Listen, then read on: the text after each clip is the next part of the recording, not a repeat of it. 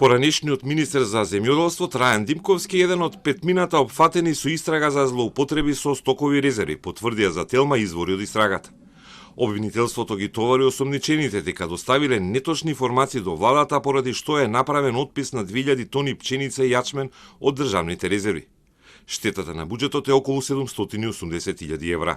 Осомничените ја злоупотребиле својата службена должност со неизвршување на својата службена положба и, иако биле должни да известат владата за фактичката состојба во јавно предпријатие за берзанско работење Агроберза Скопје, односно дека е настанат неоснован кусок на меркантилна пченица и јачмен во периодот 2019 до 2021 година, истите доставиле неточни податоци и информации.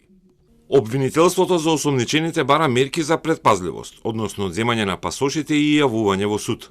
Покрај екс-министерот кој е осомничен за период кога бил заменик министер за земјоделие.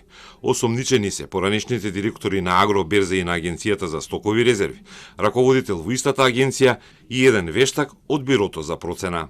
Апсењето на поранешниот министер предизвика реакција на социјалдемократите кои велат дека апсењето е за да се прикрие според нив скандалот со злоупотребите во ИПАРД програмата и 130 милиони евра замрзната европска помош за земјоделците, за што никој не презема одговорност.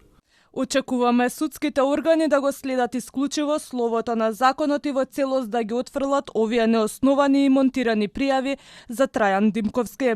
Станува збор за класичен политички прогон, без правна основа и обид за замолчување на СДСМ во откривање на сите корупциски скандали на власта на Мицкоски.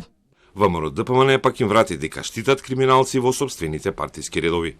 СДСМ да не ја замајува јавноста. Време е СДСМ да ги тргнат рацете од институциите и да ги остават судските органи да работат исклучиво по тоа како што налага законот.